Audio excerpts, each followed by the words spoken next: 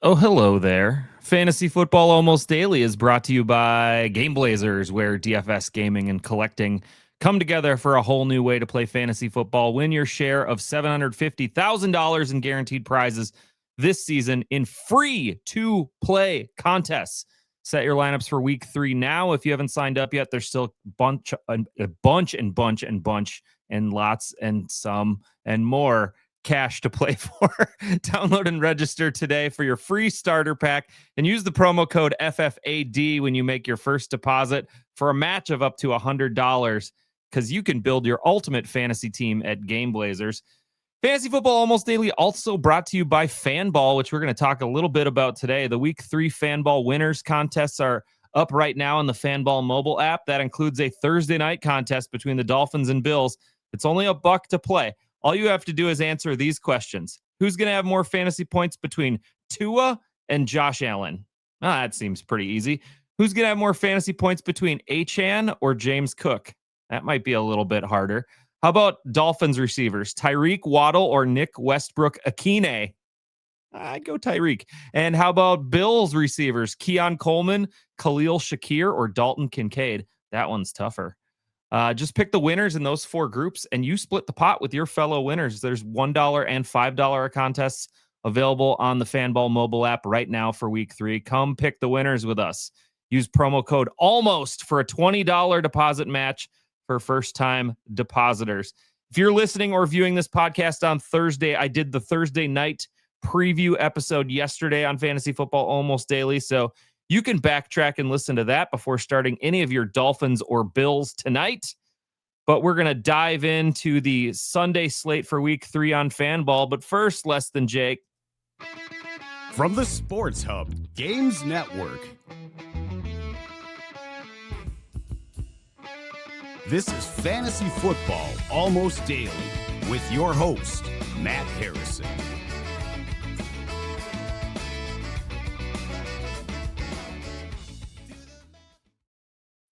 With me, as always, on Thursdays, it's Trevor Jones. Hi, Trevor. How's it going today?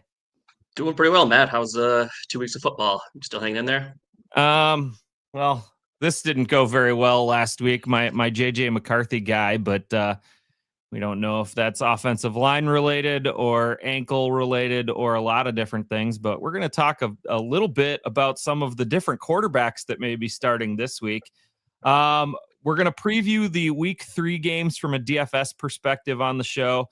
And while we usually use just Fanball figures for this one, this information, of course, can be used on DK or FD or any of those other places that play salary cap fantasy football. Let's go through some of the news around the league first. News team, assemble! Like I mentioned, Trevor, quarterback injuries everywhere. You give me a knee-jerk reaction to these, and we'll see what we think. Joe Burrow out for a few months with turf toe. Jake Browning to start this weekend against the Vikings. Yeah, I mean, you don't need a lot of analysis here. Joe Burrow to Jake Browning is, as big of a drop-off as you can get. It's not terrible, right? Browning's, a reasonable backup. He's played long stretches for Burrow before. It's not great for Chase. It's not great for Higgins, Chase Brown. It's just not good for anybody. So it's tough to see Burrow keep getting hurt like that too. That's a bummer. Maybe they should buy him an offensive line. I don't know. Seems like a novel idea. Yeah, year 6. What are we on? Year 6. I remember the old the meme of drafting, who was it, the offensive lineman? Penei Sewell and Jamar Chase, right? Draft Penei Sewell, Joe Burrow upright. Draft Jamar Chase downfield, Joe Burrow dead. Like, I mean, Still applies. That's proven to be somewhat true. I mean, just a little bit. All right, JJ McCarthy, he's going to miss week 3. He's going to have Carson Wentz start for him this week in that same game. So we get a Carson Wentz, Jake Browning matchup instead of a JJ McCarthy, Joe Burrow matchup that all those Viking fans bought tickets for. It's funny because this game, I think 2 years ago, we got a Nick Mullins, Jake Browning, like Saturday Vikings-Bengals game. That was actually pretty fun. Maybe an overtime game. I don't know why this is hitting me, but yeah, I actually kind of think it's an upgrade for most of your Vikings. I think kind of what we saw out of JJ was just, some of the operational getting handoffs to people on time. It was just kind of tough. So I just having kind of an adult in the room maybe. And Carson Wentz has played some reasonable football. It's been a minute, but Yeah. I think we'll talk about Carson. He's been in good spots to back up too, learning under good coaches as well. He's been with McVay, been with Andy Reid. So he's probably in a good spot mentally where he's now been with his third really good quarterback coach in the last like 3 or 4 years. So this is probably a decent spot for him. And I'm going to guess that Wentz is probably going to do okay in this one, especially with Christian Darrisaw looking like he's going to return this week too. Yeah, I saw a stat I saw that was funny was this is the 6th straight year that Carson Wentz will have started a game for a different NFL team. That's perfect. That's just beautiful. Yeah, what a stat, man. That guy just collected checks every offseason. That's awesome. All right. Jaden Daniels isn't practicing on Thursday after already missing Wednesday's practice. Marcus Mariota looks like he's in line to play on Sunday for the Commanders. Yeah, I don't have a lot of thoughts here. I think for DFS, there's just better options to play. And then season long, I think 2 quarterback stuff, you could certainly play him. But obviously, it's a downgrade for all of your Washington Commanders skill players. Well, and Jaden Daniels was the most expensive quarterback on the Sunday slate for Fanball, too. So that takes another high-priced quarterback off the board.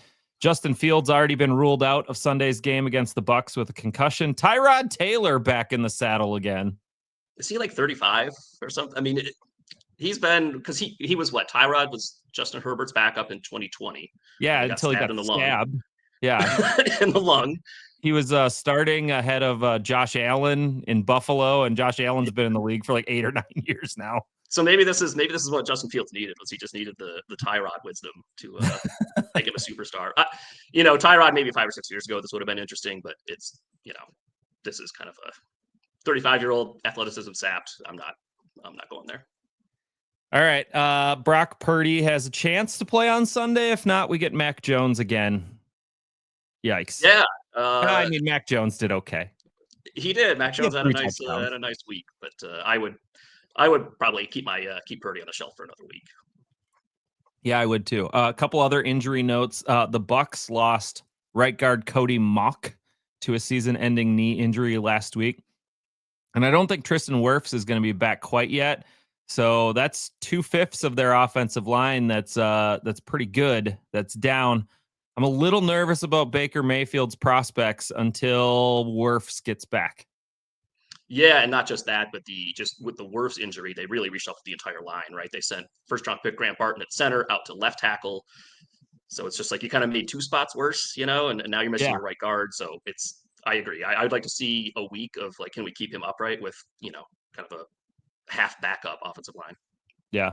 Aaron Jones went on IR with a hamstring injury, and we'll probably I know we're going to cover a little bit more Vikings running backs later in the show. A little sneak preview there. And then Packers wide receiver Jaden Reed. He had collarbone and foot surgery combined on Tuesday because those bones are connected. Clavicle connected to the foot bone. But he's out for a good chunk of time. I think I saw out indefinitely. So that could be anything from now until December, January, February. Who knows? I would expect late November. And then in his absence, I think you'll see more Matthew Golden and Savion Williams running those kind of motion route, all that. I want another wide receiver for the Packers in my fantasy world. It's too late. He's already there.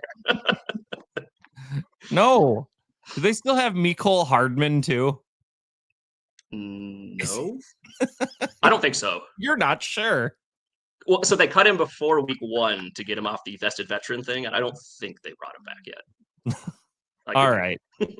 Let's dive into DFS. We encourage you to go try out Fanball both on the web and the Fanball Winners game on our mobile app.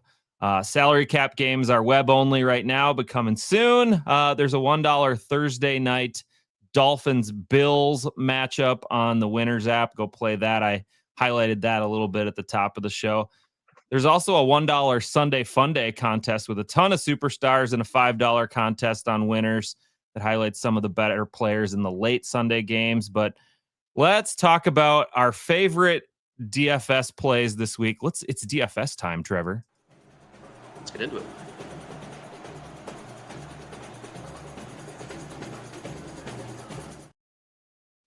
All right. The week 3 Sunday slate.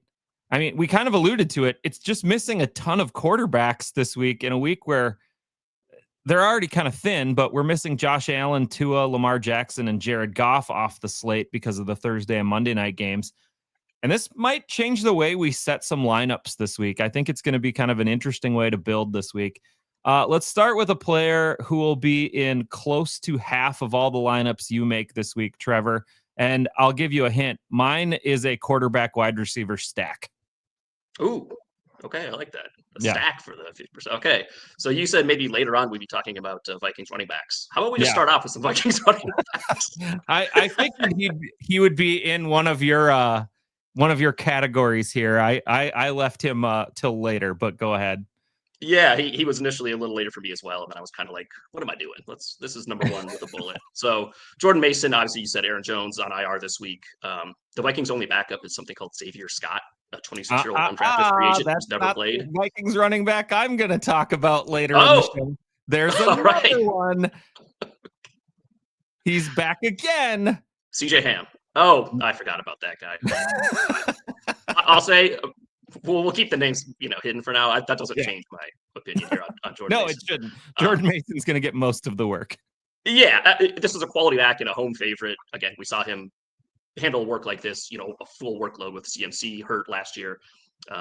20 touches as a home favorite. This is still a really bad Bengals defense. Don't overthink it. Maybe if you want to skip him in some of your GPP lineups, but cash and 50-50s, absolute lock. Yeah.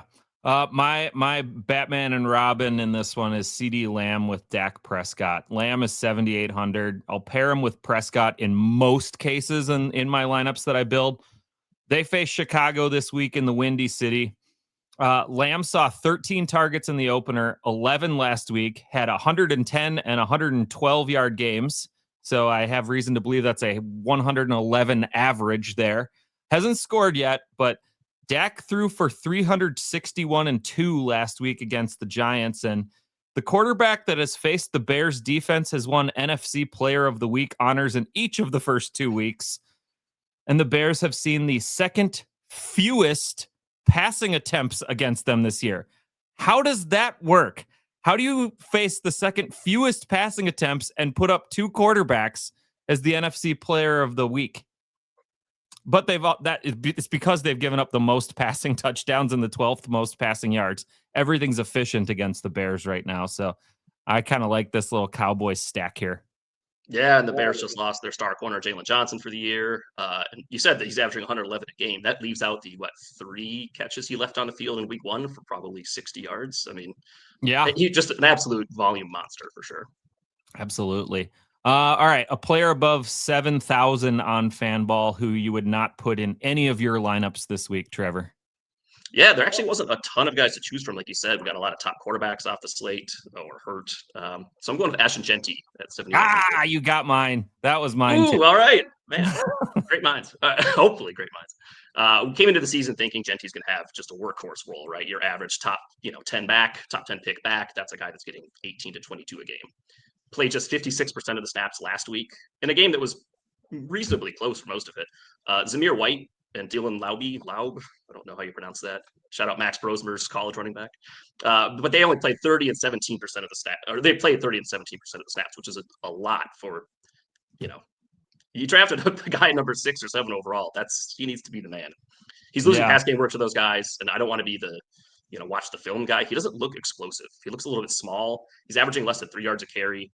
He's also in a weird spot in the running back hierarchy where Josh Jacobs is $100 less.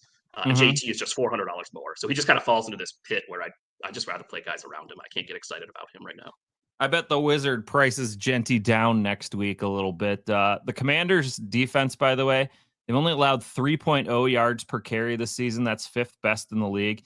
And they're allowing only 82 combo yards per game to the running back position. That's 6th best. So just the upside just doesn't seem there for Genty in this one. And the floor isn't as safe as some of the matchups in the past couple of weeks. So my only saving grace would be maybe it's just such a slog with Mariota on the other side that they can just kind of keep mashing Genty into the line. It 15, could be. 20 times.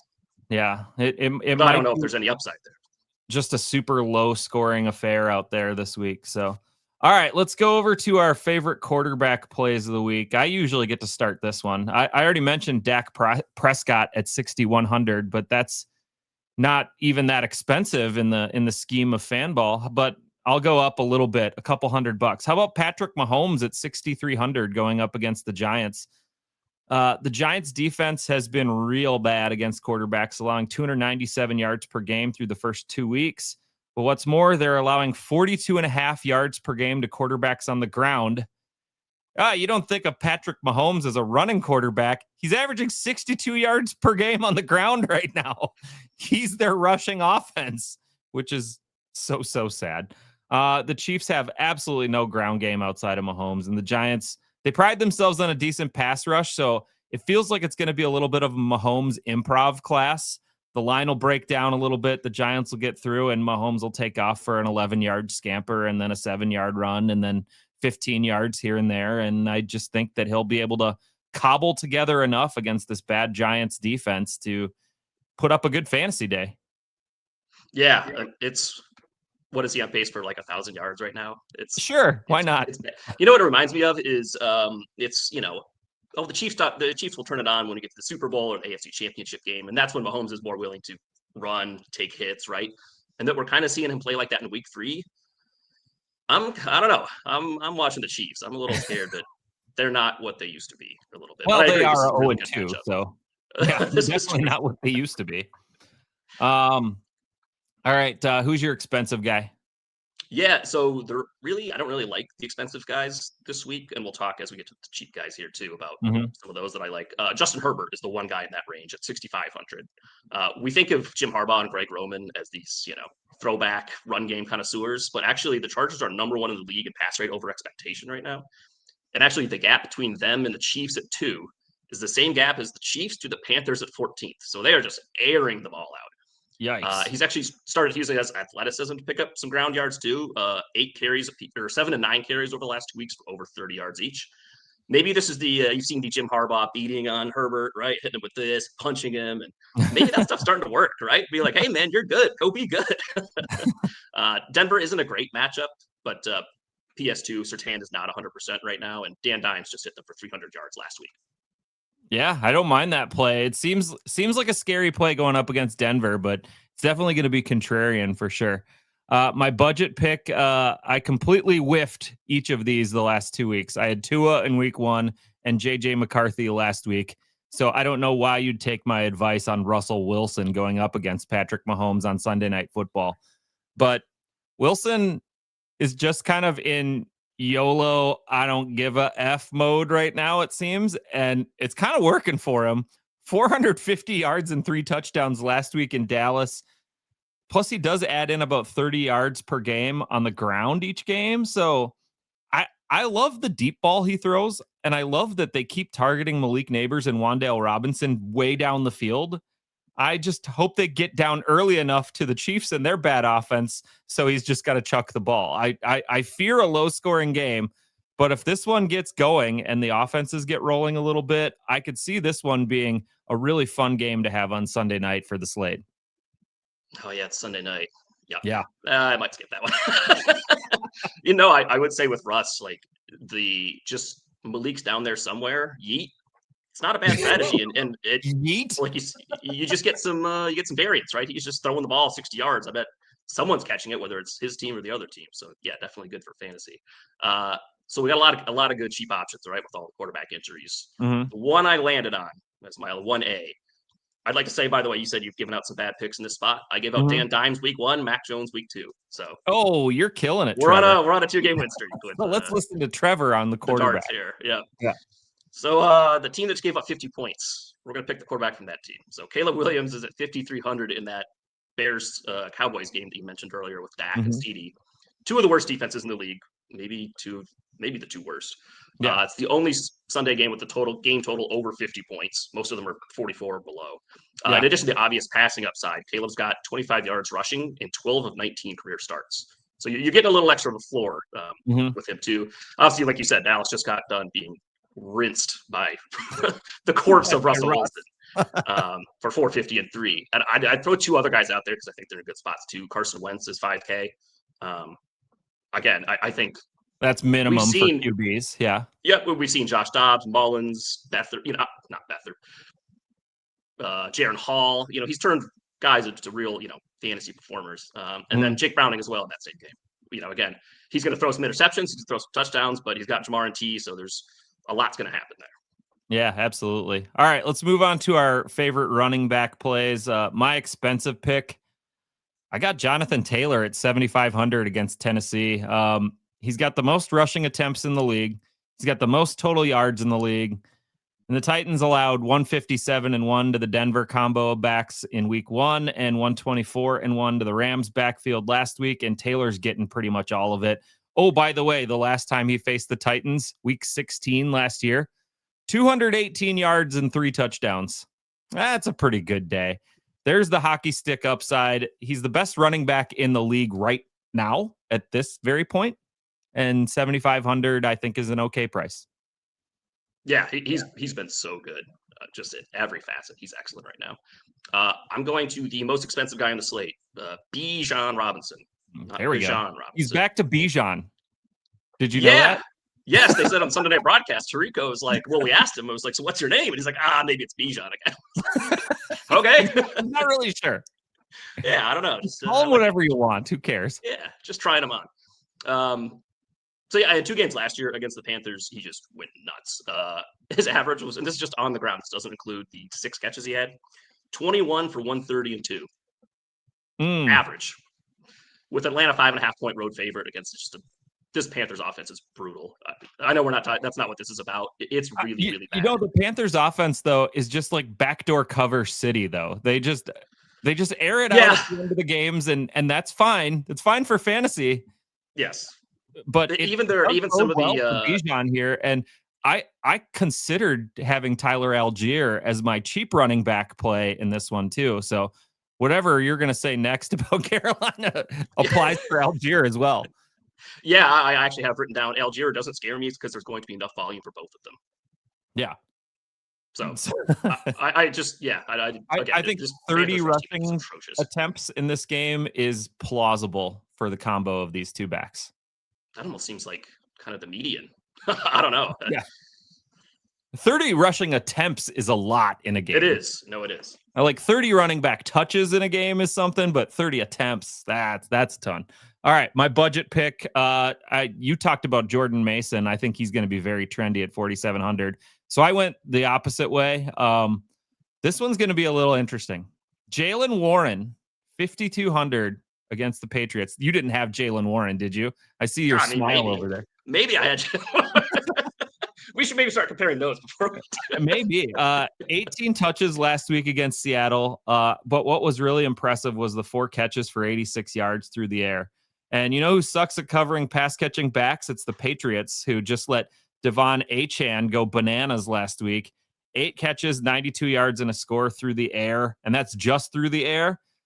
And there are similarities between the Steelers and Dolphins offenses. Quarterbacks that dump off the ball because they can't get hit anymore or they might die. And running backs who can catch the ball and make stuff happen. And they're really pass catchers as the top option at running back. So I think they put the blueprint out there for the Steelers to find some success. And I think Jaylen Warren's the guy. You do. Yeah, yep. I did. I had Jaylen Warren as well. The only thing I would add, Rodgers is a big Jaylen Warren guy. And the way, like you said, the way he plays right now, he wants to get rid of the ball. Is someone's coming? All right. I'm either throwing it away or I'm dumping it for 3 yards to Jaylen Warren. Yeah. Which for PPR, it's great. Nope. Absolutely. And then Caleb Johnson was involved on offense anyways, but I'm guessing he's going to see a bit more of the pine after the live kickoff touchdown he gave up on special teams. Yeah, that's not good. Can't not do good that. at all. All right, wide receiver plays. I'll let you go first on the expensive one since I keep cannibalizing your picks too. Yeah. Hopefully we don't just go tit for tat here. I've got JSN at 6,300. No tit and no tat on that one. Okay. Any guesses what JSN's target share is through 2 weeks? Number 1 in the league, by the way. So it was 57% in week 1. I know that. I don't know what happened in week 2, but it was 57% in week 1. So it dropped like an anvil to 44.2%. Oh, no. He's cleared at least 8 catches and 100 yards in both games so far. He's going against the Saints this week, who've allowed 571-1 to the top receiver for the Cardinals, Marvin Harrison, and then 589-1 to the Niners top receiver, a 90%, 80% Jawan Jennings. With Kupp, the other options here, Cooper Kupp, who is old and washed. Sorry. Torrey Horton, who I kind of like, but he's a 5th-round rookie. And then A.J. Barnes, your starting tight end. It's like, who's catching the ball? That's why JSN has such a massive target share. And he's actually in a better spot against the Saints than San Francisco at home, who's got a decent defense. And then Pittsburgh on the road is always tough as well. Mm-hmm. Yeah, I like that. So I gave everybody CeeDee Lamb to start, but I'm going to go the one guy more expensive than CeeDee Lamb. That's Jamar Chase with Jake Browning against Minnesota. And you might be thinking, oh, Jake Browning, no way. But all he did was target Jamar Chase last week. 16 targets, 14 receptions, 165 yards, and a score. Browning was in the game for 3 of the 4 quarters. So he got most of the snaps. And what's the weakness of the Vikings defense? It's that secondary. And they have some good looking numbers so far because Caleb stopped throwing in week 1, and Atlanta really didn't have to target their wide receivers in week 2. And Drake London was also kind of hurt going into that game. I think people are going to look at Chase, and they're not going to pay up for him this week because of the price tag, because of the quarterback, and because of the matchup with the big red number next to it, because the Vikings have been okay against wide receivers so far. This is a zig. I think Jamar Chase is kind of a lock to have 20 points plus this week. That's an excellent tournament play. Honestly, I hadn't thought of that, and I'd say too, with the way that Carson Wentz and Jake Browning play, there's going to be a lot of volatility, right? There's just going to be some, hey, Justin Jefferson's down there, I'm throwing it. Jamar Chase is down there, I'm throwing it. Is it good? I don't know. So you could get some, interceptions, just a little more chaos, get that score up. So that's a good one. I mean, plus, you kind of mentioned it there. Justin Jefferson versus Jamar Chase, they're buddies, they're boys. Oh. They want to go against each other. You could play a combo of this game going back and forth against each other, trying to show each other up. You could go Wentz Browning to save, right? A quarterback, literally as cheap as you can get. And then you go the 2 most expensive receivers, or 2 of the top 3 most expensive. Above Justin Jefferson right now, but in that neck of the woods. Yeah. And with all the value on the slate, that's interesting. I like that. Uh-oh. Giving Trevor ideas for our internal contest. What are we next on the cheap receiver guys? Is that where we are? Your cheap wide receiver. Yeah, this is, I would say, behind Jordan Mason, maybe my favorite play of the week. Keenan Allen at 4,200. The Wizard missed on the price tag. I'm not really sure what he was thinking this week. Allen is that guy's a clown. So Allen is it's like he never left, right? He's the number 3 receiver. He's clearing Trey Harris, the rookie, the 2nd-round rookie, and is it Pop Davis? Darius Davis? Douglas. Oh, that's different. Yeah. Okay. Darius Davis. New England. Yeah. Right. He's already got 17 targets through 2 weeks. I mean, at 4,200, if you're telling me I'm getting 7 or 8 targets, that's kind of just a lock. And who do the Chargers play this week? I just had it written down. Gosh, now you're making me do stuff. I know. Where's my thing? All right. Chargers are playing against the Broncos. Broncos, that's right. All right, there you go. That's right. We did talk about that. So last week, Josh Downs, the Colts slot receiver against Denver, went for 651. Keenan Allen is definitely their weak spot in their secondary. Yeah, I like that. All right. So you said that you like at $4,200 a guy who gets you, 8 targets a game. My guy gets you 9 targets a game. And he might be cheaper. What hold on. What was he at? I didn't write down his price. He's at 4,100. He's at 4,100. And his name's Wan'Dale Robinson, who is my deep sleeper last week. And Wan'Dale Robinson went crazy last week. And I got a lot of pats on the back for that one. He's averaging 9 targets, 99 yards per game scored last week against Dallas. He mostly mans the slot. We just talked about Keenan Allen. He does that most of the time for the Chargers. He had 7 for 68 in a score in week 1 against this D. Devonta Smith, normally the slot guy for Philly. He had the best day against Kansas City last week for Philly receivers. Only 4 catches for 53 yards, but Philly just didn't throw the ball all that much. But the theme is the slot guy's been doing well against Kansas City, and there's just plenty of opportunity for Wan'Dale Robinson at that super cheap price. All right, tight ends. Expensive guy, you go first. So expensive doesn't really exist this week because I think the top guy is $6K and Kittle's hurt. So there's just not really a expensive tight end. So my expensive guy is Tyler Warren at 4,800. Doesn't sound expensive, but he is the 5th highest priced player at the position. Averaging 8 Notable targets a that he game. missed practice on Wednesday. Oh, okay. So That's keep why an you're eye. Keep an eye. Yes. So this is if he's not playing, do not play him in Fanball. Yeah, correct. Only Jake Ferguson has seen more targets at the tight end position so far through 2 weeks. Tennessee, who Warren faces, they just gave up 5 for 41 and 1 to the Tyler Higbee Davis Allen combo last week. Love it. And Tyler Warren's actually a good player. Yeah. Who they're scheming up targets to. Yeah, absolutely. I have Tyler Warren in a couple of different leagues, and I'm very pleased with that selection right now. My expensive pick, the most expensive tight end on the board, it's Brock Bowers. I don't think many people will be on him either. He's 6,400. He's the most expensive tight end, and he's facing Washington. He's had 8 targets in each game so far this season. Last week, he was dinged up heading into that Monday nighter. A lot of people had to zig and try to start somebody else and left Bowers on their bench. They still targeted him 8 times. And the Commanders, by the way, remember what happened to the Commanders last week against the tight end? Tucker Kraft. I was there. Well, I wasn't there. I was there in spirit. Wild against the Commanders last week. 6 catches, 124 yards, and a score. Bowers has the potential to do exactly that against Washington. So I like him quite a bit on this one. I think he'll be completely overlooked at his price point too. Yeah, like you said, I think the kind of the goose egg, I mean, not a goose egg, but the lower performance last week, plus the questionable tag, right? That's going to scare people away. Yeah. All right. Who's your budget guy? Budget guy is the guy who leads all tight ends at targets, Jake Ferguson, 3,900. You noticed a theme, just kind of throw a dart at the Dallas offense, and I bet you'll feel okay about it this week. Excellent game environment, offers cheap exposure to the game as the 2A or 2B with Pickens in the target tree. 12th most expensive tight end. So again, it's, my cheap tight end is only 900 cheaper than the expensive tight end. But yeah, I think Ferguson's in a great spot this week. And it's just a cheap way to get a piece of that action in Dallas, Chicago. All right. I got Harold Fannin of the Browns at 3,700 going up against the Packers.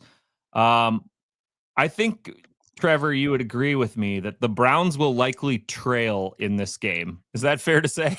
I hope so, yes. And there may be a need for Cleveland to try to pass to get back into this game. And a 40-plus-year-old quarterback who wasn't very mobile in his 20s is going to need to get the ball out fast, right? Yeah, I think so too, especially against this scary front seven of the Packers. Fannin caught 7 of his 9 targets in his first game and all 5 of his targets last week. Hasn't scored yet, but the Packers might give him a decent shot at it this week. Zach Ertz scored last week, had a decent day. Sam Laporta had 6 catches for 79 yards in week 1. And the theme has been dump the ball off against Green Bay as much as you can because Micah Parsons is in your face suddenly. So I think the dump off PPR points are coming here. I think Fannin is a good play at 3,700. I think you could zig to Njoku. I think he's a good play too. I think Dylan Sampson out of the backfield is kind of a bonus guy that could get a handful of catches in this one. And I'm sure he's pretty cheap too. So like the Cleveland non-wide receiver pass catchers this week. I like to just target Cleveland garbage time players, maybe. Yeah, really, that's it. Sampson is the pass catcher, and then the 2 tight ends. Yeah. That's I like that. All right, deep sleeper. I nailed it last week. You're gonna nail it this week. Let's hear it. All right. I actually remember saying week 1 we should keep an eye on this guy. And here we are, week 3, and the eyes are here. Hunter Renfrow is back at $3,600. So he just got back to playing football after taking a year off, which NFL players.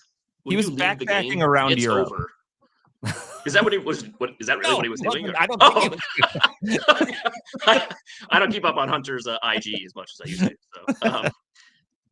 to. So anyways, he scored 2 touchdowns last week. Obviously, a guy like that don't expect multi-touchdown games. Right now, he and T-Mac are the only receivers that Bryce and Canales trust. Xavier Legette is really bad. He's not a very good player. Did you see the video of him going like east-west? Like every time he catches the ball, he never goes north-south. Yeah. And then the instead of dragging the toe, he just kind of like leaves the leg up and goes out of bounds. I don't know, man. That's tough. So actually, both Hunter Renfrow and Leggett have each 15 targets. Renfro's turned his into 9 for 59 and 2. Leggett 4 for 8. Yeah, I think that seems impossible. Didn't Leggett have like 8 targets for like -2 yards and a touchdown in a game? I assume so. And so even after week 1, Renfro's snap count jumped 15%.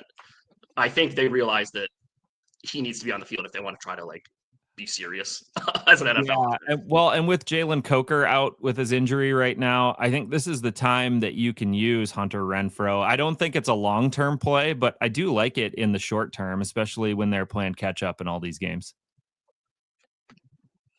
All right, my deep sleeper. I nailed it last week.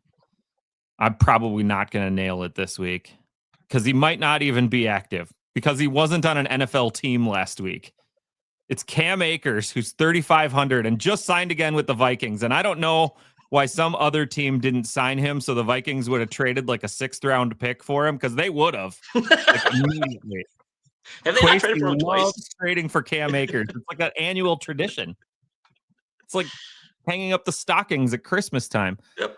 So Aaron Jones is out. Ty Chandler is out. That leaves Jordan Mason to do the heavy lifting. But the Vikings do like to rotate in other backs. They don't like to just have one bell cow back. And the only other running back on roster right now is Xavier Scott, and he's a rookie, and I'm not sure how many downs he'll see. And Cam Akers has been a midseason acquisition for the Vikings now. This is his 3rd year of that. So if Akers is elevated from the practice squad, because they just signed him to the practice squad right now, but that can change real quick. If they activate him for the roster on Sunday, he's going to get 5+ touches in this game, and it might be more than you think. And the Bengals' run defense is just trash. Opposing running backs averaging 29 touches and 138 combo yards per game, plus a touchdown and a half. I mean, if that all goes to Mason, fantastic. But there's a pretty good chance that 10 of those touches are going to somebody else.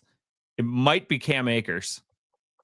That's a good point. It's because that's not the normal, hey, we just picked up guy X off the street. This is, hey, this guy's been on the team like half the time over the last 3 years. He understands like what we're asking him to do, right? So it's not he can't play pass protection or he can't do X, Y, or Z because he doesn't know the offense. It's like, well, he kind of does know the offense. That's a good point. I still love Jordan Mason, but yeah. That's a shot. I'm with you on Jordan Mason. I'll throw him in a few lineups for sure. But, I think in our internal contest that we get to play in, Jordan Mason's probably going to be almost 100% owned in these games. He probably should be. So. All right. Before we head out of the show, I wanted to throw up on the video screen for those of you watching on YouTube or on Spotify, where we're a video podcast there. You can look right now at the Fanball Sunday 5x5 options. And Trevor, what stuck out to you as the Fanball 5x5 this week? And there's a lot of interesting players and kind of cool spots in the $1 and $2 range, I thought. Yeah. Did you say, was it Dak to CD was going to be in half your lineups? Yeah, that cost you $5 for that combo. Okay, yep. So I saw CD Lamb at $3, and that was kind of my first, like, all right, I'm just going to click that button, and we'll figure it out around him.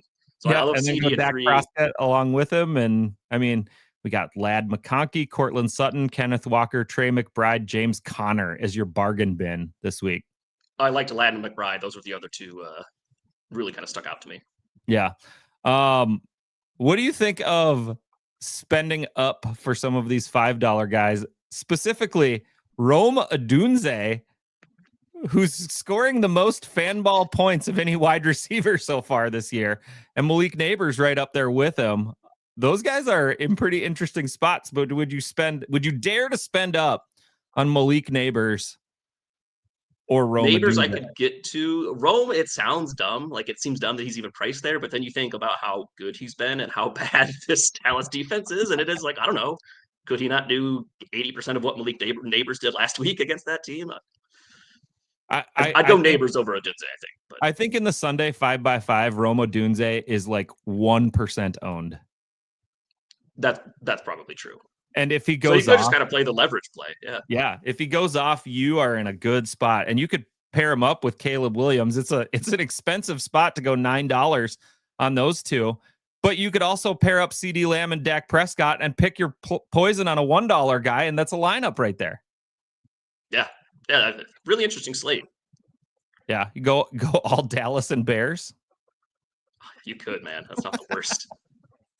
Not the worst idea in the world. All right. Sunday 5x5 contest. It's the late games again. We usually do that one just for the late games. So it keeps those guys in play. And if you're building lineups on Fanball and you get down to noon and you're like, man, I want a little bit more action, that Sunday 5x5 usually has a few spots open in it as we kick into the Sunday afternoon. So reminder for everybody who's watching Game Blazers, they got those primetime packs on sale now for week 3 for the primetime pyro contest, because they set everything on fire over at Game Blazers, and franchise packs available for a very limited time over there. Don't forget to use the promo code FFAD for up to a $100 first time deposit match that you can use at Game Blazers. And I'm kind of equating it to this. If you're going to spend $100 on DFS this year, you could spend $100. Game Blazers will match it to 2. You can buy a bunch of packs, get a bunch of items, and then play the next 16 weeks on Game Blazers for free and win a ton of money. Like, there's a big opportunity here. And I think the people who are listening, maybe they haven't looked at Game Blazers, but they're giving away $35,000 a week in free-to-play contests. 35 grand at least. What are we doing here? Why are we even having this conversation? Why are we entering the content? Why are we repping some packs? Because they're part of our company, so we can't go play it, right. unfortunately. So, but somebody else can. You know what happens. All right, Trevor, anything that you want to get off your chest before we go? Do we want to read off a lineup? Oh, you always can read off a lineup. All right, let's. I never read off a lineup because I don't know what I'm going to do, but I'll copy your lineup and take that. All right, we'll split the pot then. Perfect. Yeah. So at quarterbacks, we're going to go with Carson Wentz and Caleb Williams, 2 guys I talked about real cheap. Running back, we're going Bijan and Jordan Mason. I'm throwing CMC in there at flex. Just he got a million touches last week. He's fine. Tyler Warren at tight end, 4,800, and then we go Juwan Jennings, JSN, and CeeDee Lamb at receiver. Feels like you're gonna throw McCaffrey in at flex over Jonathan Taylor in that matchup. Jonathan Taylor is $300 cheaper. He is. I'm gonna make you think about that one. Yeah. Hold off on the flex. If you're gonna copy my lineup, we'll flip a coin Sunday morning. Well, I'm gonna copy your lineup and put in Jonathan Taylor over McCaffrey and just go with that. We'll see how that goes. Beat me by 5 points. Yeah. All right. Thanks to Trevor Jones for joining us today. This is Matt Harrison. Trevor, you're T Jones 5 on the Twitter machine, right? Are you still on the Twitter machine? I check it. It's it's not what it used to be, right? Periodically. I'm at Explosive Output on Blue Sky or Twitter. You can follow me there. Thanks for listening to Fantasy Football Almost Daily. We won't see you tomorrow, but we will be back next week. Maybe.